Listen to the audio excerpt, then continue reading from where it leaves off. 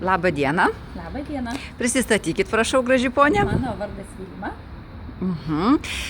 Sakykite, kaip jūs jaučiatės po pusės metų vartojimų FOHAU produktų ir atliktų, turbūt 2 ar 3 diagnostikų. Pasidalinkit įspūdžiais. Taip gerai atrodo, turi būti paslaptis čia. Oi, labai jums ačiū, bet iš tikrųjų tai ačiū kompanijai FOHAU. Tai vartojau produktus iš kompanijos FOHAU, dariausi 3 diagnostikas ir iš tikrųjų tai stulbinantys rezultatai. Išsprendžiau daugybę problemų, varginančių mane 29 metus. Tai buvo be galo dideli migreniniai skausmai, kiekvienos dienos galvos skausmai. Tai iš tikrųjų labai džiaugiuosi, kad jau dabar per tuos 8 mėnesius iš tikrųjų jau naudojau tuos produktus, bet tiesiog biskutį su pertraukom ir tikrai labai džiaugiuosi, nes neturėjau nei vieno migreninio priepuolio. Sakykite, o kaip jūs juos pradėjot naudoti? Ar jūs pasiskaitėt ir internete? Kas privedo prie to naudojimo? Iš tikrųjų tai parnešiau šiek tiek produktų savo dukrai. Tai buvo princesės perlai ir feniksas, nes jinai turėjo po gimdymo blogąją bakteriją gimdos kaklelyje.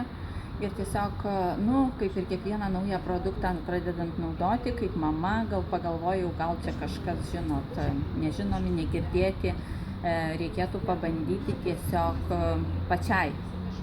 Išbandžiau pati ir aišku supratau, nes turėjau dar, nepaminėjau, kad turėjau cistas krūtyse.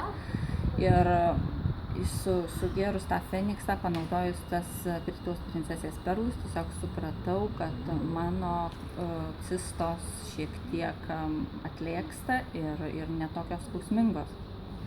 Sakykite, kaip jūs jas jautėte, tas cistas? Kaip jos pasijautė?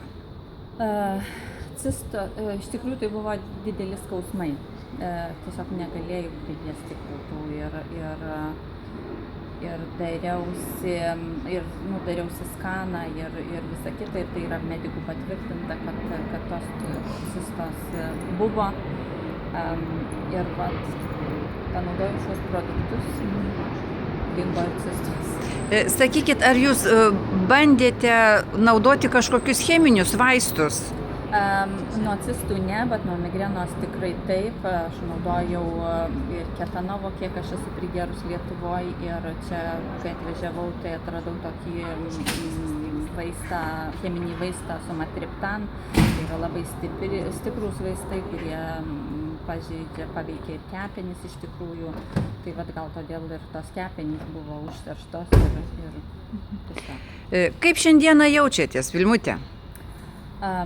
Aš jaučiuosi nuostabiai. Super, mes taip matome. Sakykit, ar rekomenduotumėte žmonėm atvykti į diagnostikas, pasitikrinti sveikatą?